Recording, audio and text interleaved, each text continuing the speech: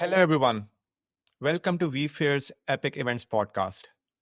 Joining me today is someone who's nothing short of a superhero in the events world, Tess Vismale.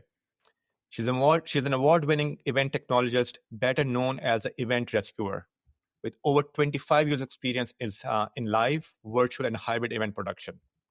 Tess is the founder and CEO of iSocial Execution, where she jumps in at the 11th hour to save the day with tech support and production expertise.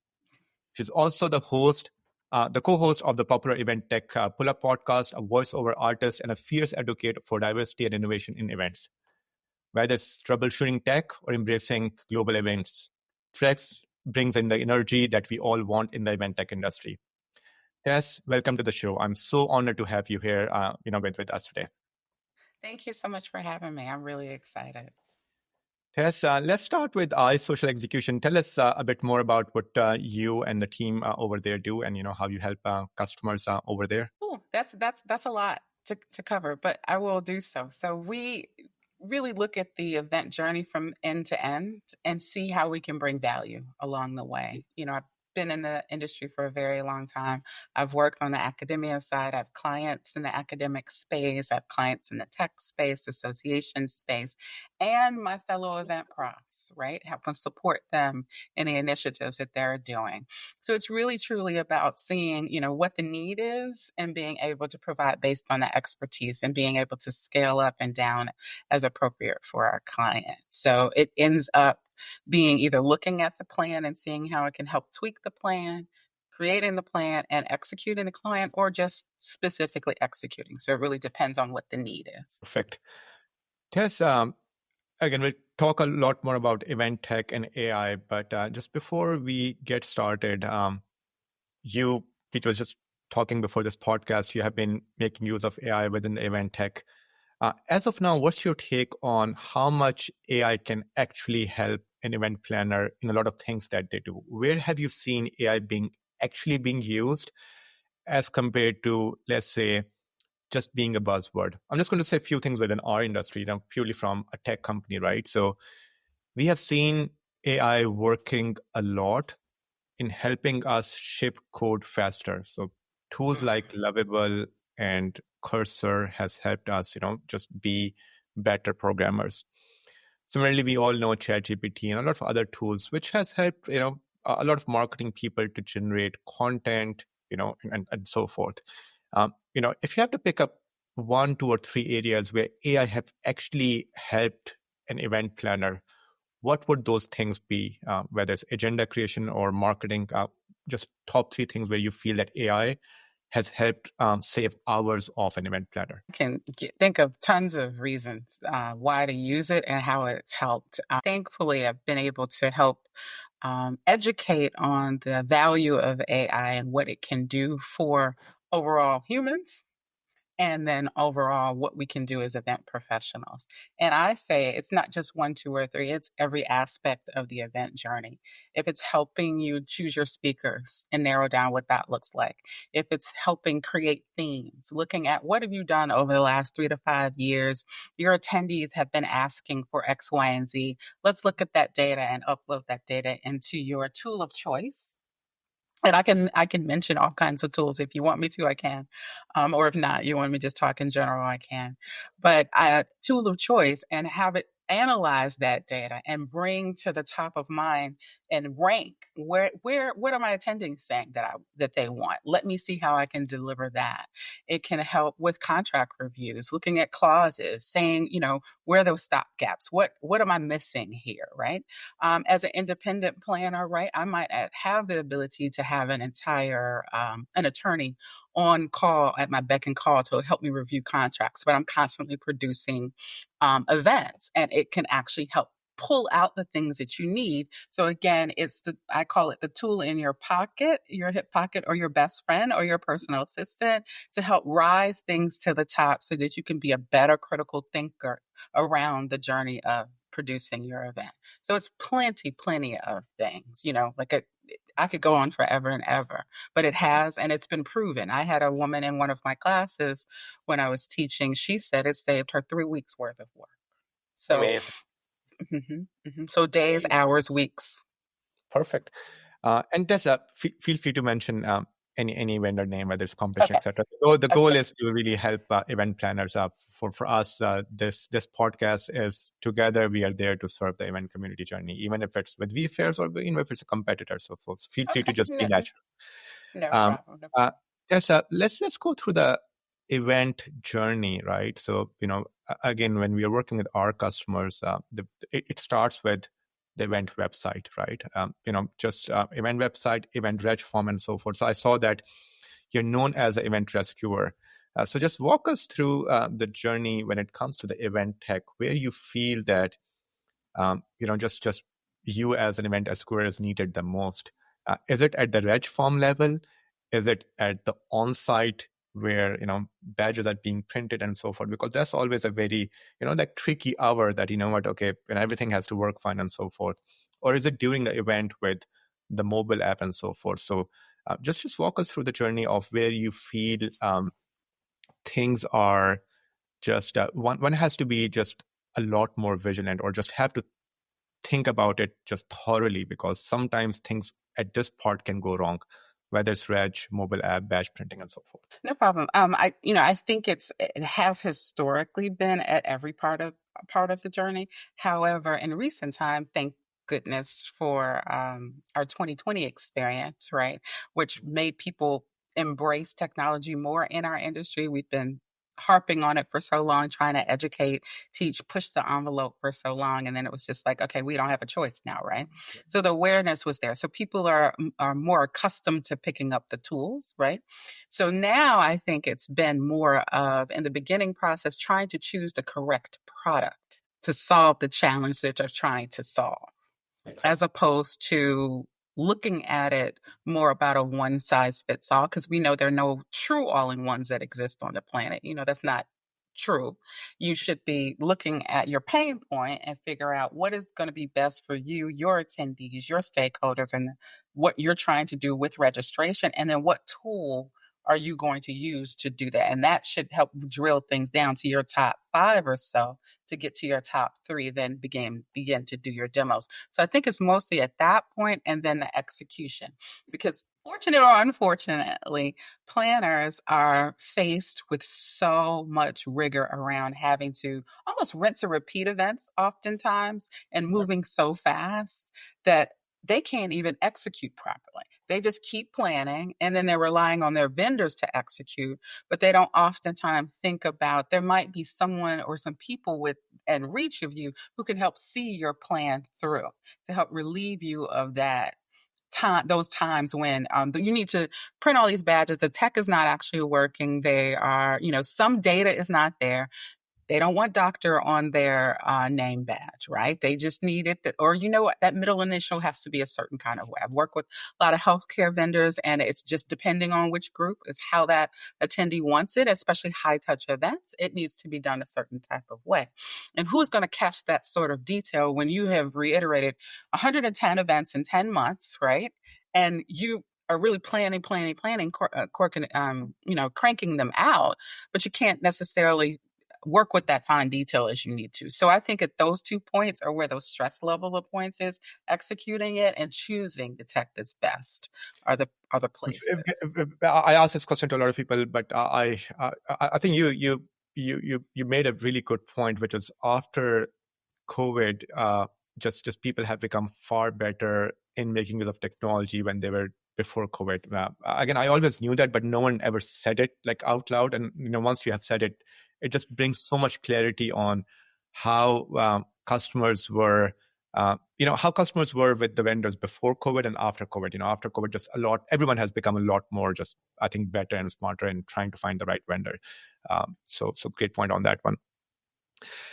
Tess, just what's your take on the reg forms, right? So again, I ask this question to a lot of people. Are you more fan of just small forms? First name, last name, email, and make the payment and then capture the details later on, or are you of the opinion that let's capture everything that is required from an attendee in that one big long form, or multi-step forms, so that we can better serve that customer by knowing what they're looking for, by collecting a lot of that information. So short form, long form, what's your take? Oh, why you asked me that one? I want to blow up registration in general, right? I just want the entire thing to be blown up and Yeah, reimagined a different way. I have a group of friends who, kind of specialize in registration, and we're always talking about how can this be better? Why is it done the same exact way over and over again? But then on the other flip side of things, if you're actually really truly um, crafting and designing your events to your attendees, then you should be able to utilize an AI tool or some tool to help um, personalize it for you, right? Then, therefore, be able to automate the information. Why is it that you have all this data from your past attendees of all these years? Why can't it come in pre populated yeah, and ask them, is this correct? And then I don't think first name, last name, email address is enough for certain types of event. Yeah, maybe a reception, right? Quick, dirty, right? But for an entire conference or where you're actually educating and you're doing more extensive types of content, you need to get some information that will help you customize it. So I think it should be a little of both. And I think we should reimagine what that looks like. Ask the attendees. You know what? yeah. This has been how we done registration for so long. Mhm. What would you like to do? How would you like to get this information? But I think what pisses off attendees the most is that you've asked me this 100 times before. I've given it to you. Why can't you pre-populate and let me review it, see if it's right, and move on? And that doesn't take long at all. Love it. No, I agree. And this reminds me, I asked someone a different question, which was, what's that one question that you love the most in the reg form, or what you want to be asked? And that was, okay, what do you want?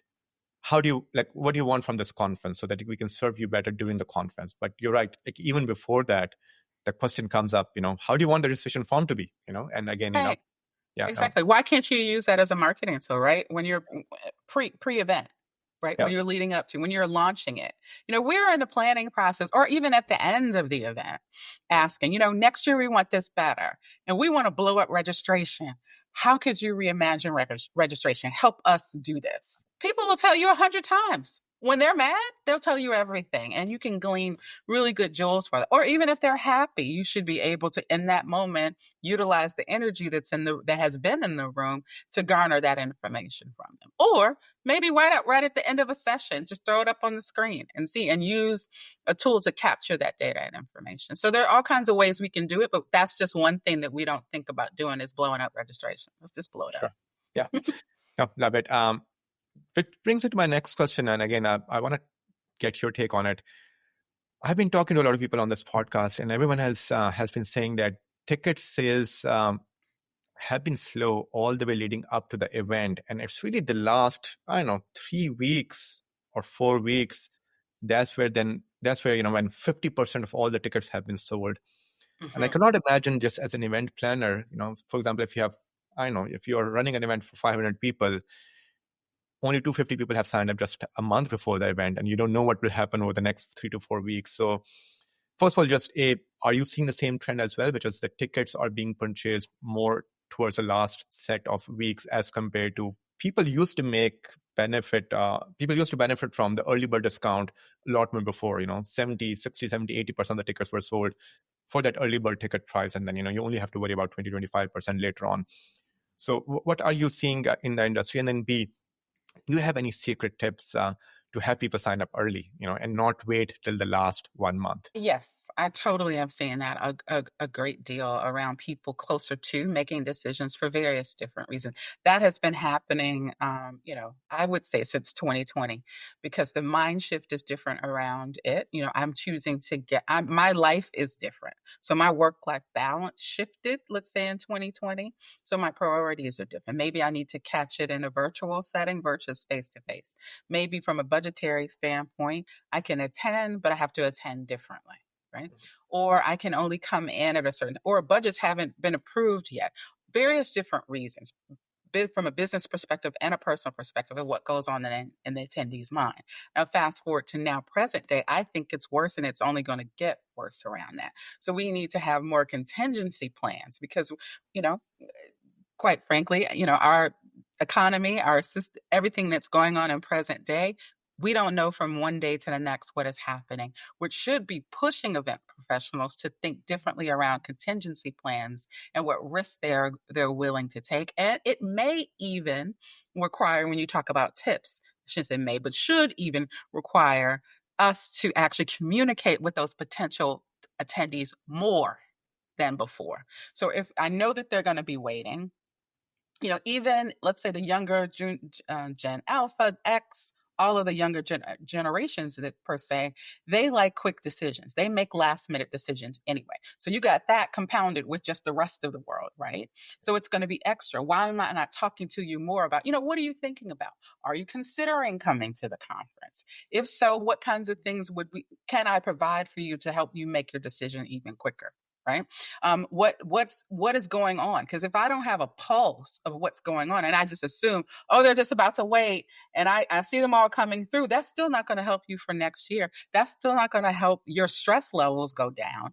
So to me, I think that the tip is to communicate more in ways that are different to get different types of conversations out about your potential attendees and then your regulars as well as to what's happening to help inform the decisions you need to make along the way. And I know it's a challenge. People are going to say, I don't have any time for that. I don't have time for that. I could barely do X, Y, Z. But if you don't do the things that I'm saying around communicating, because all I'm talking about is pure communication, which we're not great at, you're going to suffer. But there are tools to help you with that. You don't have to just do it as a one-off. Utilize AI to do that. Come up with some help you come up with questions that are thought-provoking for those different types of audience segments and decide what that is and think of ways in which you can communicate with them. I think that you would be better off to know that funds are not about to be released for this until 2 weeks out from the event, just based on the regulatory things that are happening going on in government. Or, I'm just giving you just an example. I have a girlfriend, for instance. This is true. This happened to me. She worked for the State Department, and she was supposed to do an international trip to Switzerland last week. I was supposed to stay with her, and she didn't necessarily. She said, "Tess, I'm not going because they said we can't go." A week late, I booked my ticket. A week later, she's like, yeah, well, some of them they're approving, some of them not. So I really don't know right now. Yeah. Then she says in the next week after that, she says, well, right now, some people are on their way to the airport. And then they find out they can't go. I'm like, okay, so I don't know how to do this. So what goes on in a situation like that? If she was going to a conference in Switzerland, right? So that event professional is not knowing, and they've probably already, I know, guaranteed, probably already paid for it. Yep. And you don't even know if you're able to go or not. So there are all kinds of variables that are happening and going on that we have to think about humanity first, I think, and think about these as people and not just slots at our events, and communicate better and more often in ways that are not a nuance like salesy, but more informational and relationship building. So is that helpful? I know that was long, but that is extremely helpful. And you have said a lot of things that not many people are I think sometimes brave enough to say. But I'm just going to reiterate what just high level. Given the economy and given the situation, things are becoming even more harder for event professionals. International travel, in or out to the US is something that everyone is just thinking twice. So basically, the best we all have to do at this point is just to communicate often. And it is not about sales. It is just really knowing about the situation that we all are in and how we can help each other. So thank you so much for saying that. Yeah. Oh, no problem. And see, and you touched on an interesting point is let me see, how can I say this? As event professionals, we're A-type personalities. So a good bit of us are rule followers and think about decorum very often, right? Because that's a part of playing. Things should be a certain way.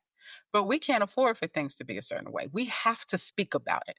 We can't just go on acting like nothing is happening and going on, because there are major things that are happening to our fellow event profs that we possibly could be supportive to. Are there event professionals who they're both doing similar type of events? Could they do them together? Could they share techniques? we've got to think outside the box. We don't have any choice. We cannot stay as rigid to how we did things before. And like I said, blow up registration, blow it all up for the success and the survival of our industry. Exactly. And unfortunately, when things get tough in the economy, the first one to suffer are the event professionals and the events in general, because that's just easy to cut, right? You can, like, let's do one less event, or let's do three less events, or let's spend less money on events. Mm-hmm. Um, Perfect. So assuming, again, we went through the reg form, we went through, of course, how to get people to, just purchase ticket and so forth. We are in the event itself. Just your take on what are some of like your three top venues of running events? Like, and again, you have been running events for 25 years. I'm sure you have been to, I know, hundreds of cities, multiple states, many countries. But if you have to pick 2, 3 top locations to run events, what have those been? That's too general for me. That's too general. So you got to give me type of event. You got to give me No, type of venues. I think just something that reminds you of, again, sometimes it might be, okay, this is like the very first time I went to Ireland and it was beautiful. Or, again, we all Yeah. love Vegas because Vegas allows you to run, I know, the most fancy events ever. But what are some of those 2, 3 locations that helps you just run great events? Yeah. It's so funny. This might sound really weird, but I used to work at the Atlanta Botanical Garden. And on so that's venue management side, right? So that's managing the events as I came in, and I just thought that the setting is always beautiful, and you could run a really, really great experiential event with chefs. We used to do them all the time, but I didn't see enough conferences utilizing it as an opportunity for a different type of experience for their attendees. So not that I'd seen it, I've seen um, more from the standpoint of these are one-offs, or a group of people got together to do it, but not as event professionals coming in to utilize it. So I think those are really great because we had an outdoor kitchen. You're able to the journey you took to the outdoor kitchen was absolutely gorgeous and beautiful. So I think the what I call unique venues, because when I used to be a member of this group called Unique Venues, and they used to actually help represent them because I manage a conference center at Atlanta Tech, and it's different when you're holding a conference at a college, right, and or university, right, that those kind of venues, or a museum or a botanical garden versus a hotel. So I think the unique venues are the ones that I love the actual most, because you have a natural, even if you're not creative, the background of where the event, the venue you're choosing naturally gives you that creativity, and then you can kind of expound for that. And normally I have found the price points better at unique venues versus some of our hotel partners and the traditional convention centers and the like. I know everyone can't do that, but what is going to actually happen, which is what I was trying to communicate to people back in 2020 during our COVID times, is you got to look regional and local. Regional and local and blended audiences experiences are the only things that will keep us surviving during tumultuous times, right? It's our local venues. It's those unique things that we can actually create within our reach, don't cost as much, right? But give you more of a bang. And then making it more of, like when I say blended audiences, that's my term for hybrid.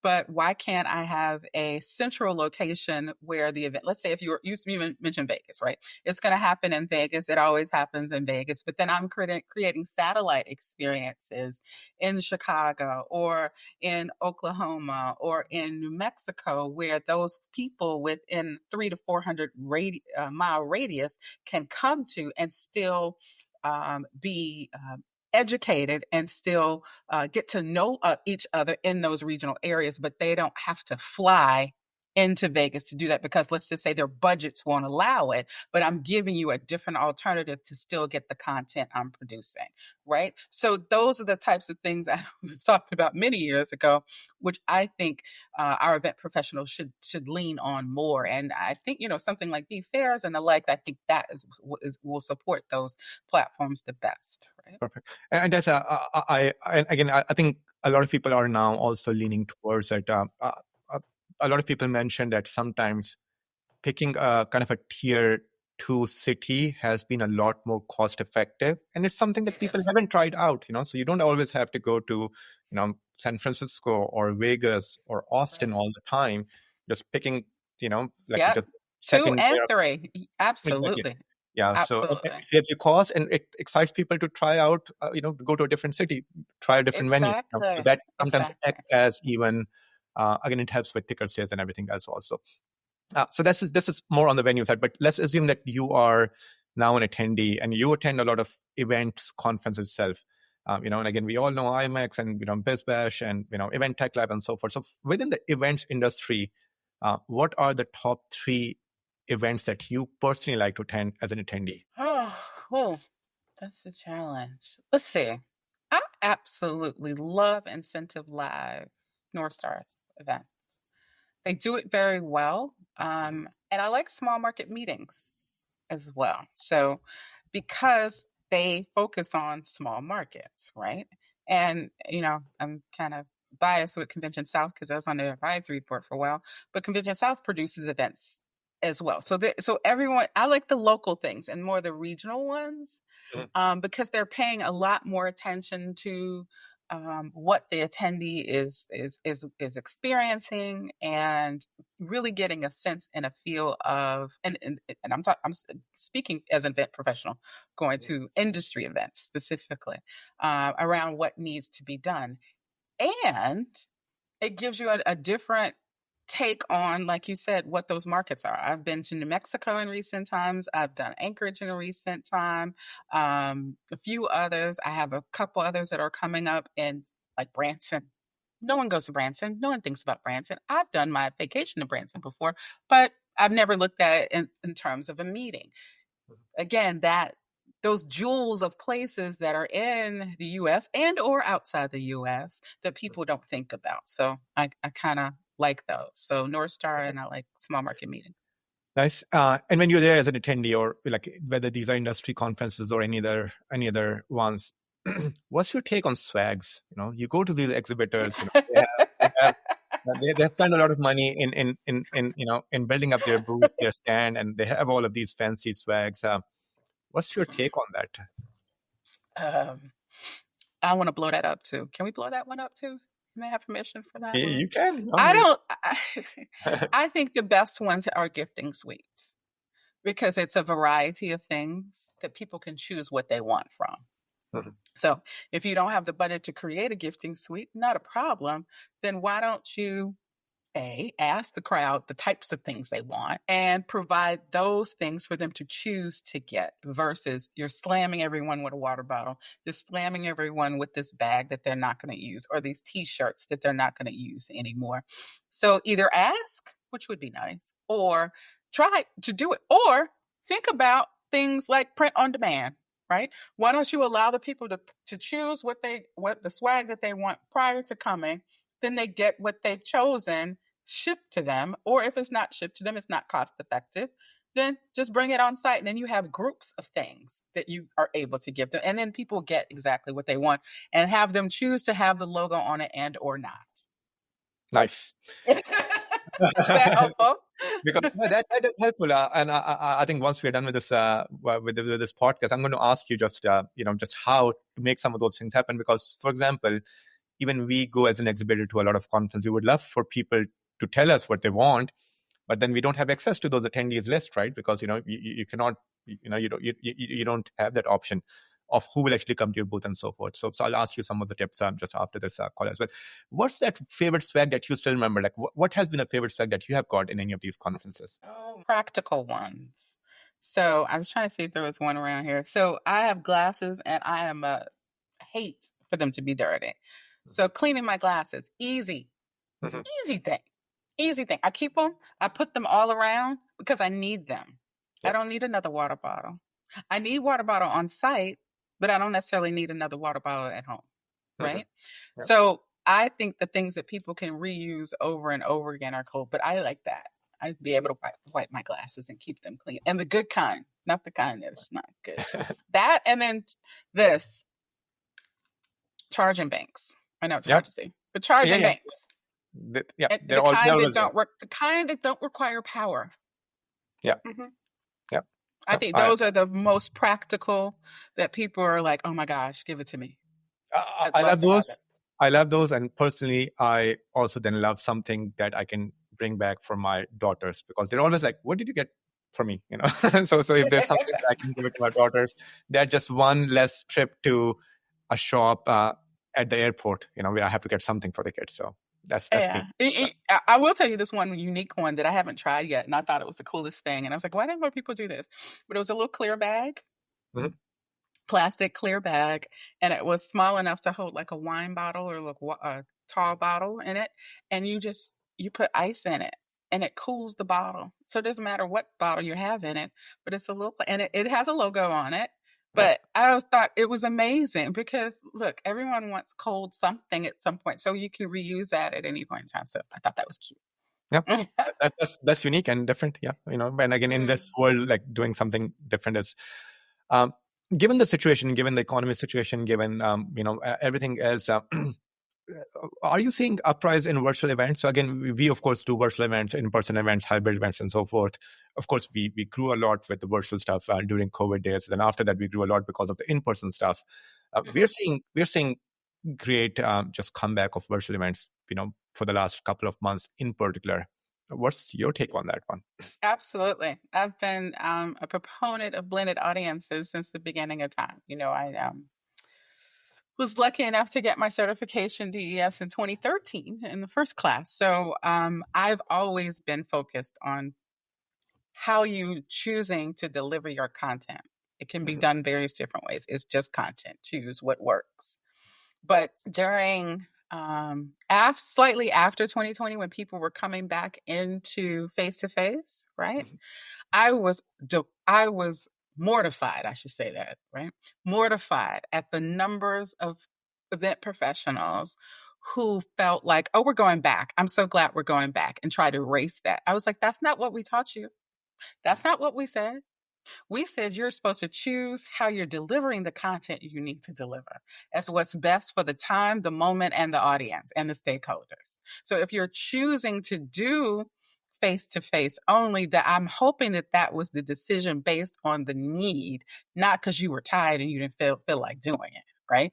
No, I think blended audiences to stay through the beginning of time, and it's coming back again because of the economy and the things that you just don't know. Sample I just gave you. Now, she would have to then join that conference in Switzerland virtually because maybe she can't go physically, but you're still approved for the content, right? yep, You're going to have to think about ways again to dig deep down into what those companies are that can provide those services for you because you just don't know. And how in the world can we be hospitable in the hospitality industry and cut out an entire segment who accessibility needs to be number one, top A number one, right? Those yep. people who cannot travel, those people who can only, so that you just want to cut out an entire segment. I'm sorry, I feel passionate about that. No, I no, just don't, I think it's irresponsible, and I don't think people should call themselves event professionals in a hospitality industry if you can't be hospitable and be inclusive to all of the type of attendees that you have. I love that. And again, uh, see, in our case, other than the in-person virtual, I'll take accessibility to the next level. One of the things where at least some of a portion of our customer base just absolutely love us is because of the actual accessibility of the tech platform itself, not just because of the virtual in-person, but then people who are using it, can they actually fully use it or not? And Mhm. and not just many event tech companies pay a lot of attention to that. And like for me, it's really about you want to serve all of your customer base, even if it's just you know 20 of them or 30 of them, etc. You want to make sure that experience is just the best experience for everyone, whether it's in person, virtual, or in any other format. As you're again 3 years, 5 years from now, again you're an event planner yourself. You're a teacher. You teach a lot of people about AI, about events. Where you run workshops. Where do you see this industry going? Where do you see this industry growing and flourishing, and more people trying to come in it, or because of the stress and everything else, you think that it's a hard profession where not when people are excited about it. Then you have AI into the picture as well. Will AI, I don't know, cut jobs? Will AI bring in more jobs just because events will become easier to run? What's your take on, how AI will change and events industry will change over the next 3 to 5 years? I think it's twofold. Number one, if we continue to make the mistakes we made before, prior to COVID, we didn't embrace technology like we kept trying to tell people they needed to. To me, that is the quintessential reason why our entire industry collapsed in 2020. Not like others went down, kind of sustained, but we collapsed is because we didn't iterate fast enough. We didn't embrace it, right? So if as we're going through this new future that we have no way of predicting what's going to happen next, absolutely, there are no experts on that piece, Yep. right? I don't think history is dictating what's going on right now, in moment by moment. We can't look at that and say this is how we're going to be able to predict. I think it's being nimble and being flexible is what we're going to have to do. And if we choose to do that and shift our mindset and be a little bit more open during these times, I think, yes, AI is going to be 100% of our entire world. Talking event world, 100% of our entire world, and then we should be utilizing it as a tool for a higher brain so that we should be able to, like I said, think critically. We use that 11-12% of our brain, start pushing that envelope and allow it to automate and take on mundane tasks, allow us to utilize portions of the brain we hadn't before so we can again think more critical about it. All of those ideas that we used to say that we wish we could do, now we can utilize it to have a roadmap to move us forward and act upon it, right? So if we do that, I am 100% sure we'll be very successful. If we do not do that and we still are holding on to old thought processes and the old way of what we were doing, then we're going to collapse again with what's going on in the economy right now. So it just really, truly depends. And within that, I hate to say it, I have seen and heard stories in the last 3 months of people losing their jobs because they refuse to take on new tech. So, yep, I love it. Well, I think flexibility, I agree, is the key. Then embracing technology is another one. And I also agree that, my personal point of view on this one is that with the rise of AI, which we should definitely adopt and make use of, events are becoming even more important because that's the most human thing that you can experience in today's world, which is going to an event and meeting with Tess and other people just in person or virtually, having this way of communication. Because with AI, you can I don't automate a lot of stuff, but what you cannot automate is a relationship, and for that, you need to meet with people, and events just bring in those people together. So for me, I'm of the opinion that, the AI can help, and again, we all have to work hard towards it, events industry to grow really, really well, just because people would crave for those experiences that only events can bring in. For me, I'm super bullish on this one. Assuming we remain flexible, we make use of technology, when we help each other, because it's not going to be easy to kind of achieve that end outcome that can be there if we work hard towards it. Yeah, absolutely. And hopefully with that, we can do what I was mentioning before is, which I meant before, which is step outside of competition, right? We have to put that down, right? We have to say, well, but how I have this, you have that, let's work together. Absolutely. And it's really back to that. And that's where survival takes place, right? We need to think about surviving versus competition. Tess, it was great talking to you. How can people follow you, connect you, learn more about you? If they have to reach out to you, what's the best way to connect with you? So on LinkedIn, I'm Tess Vismale on LinkedIn.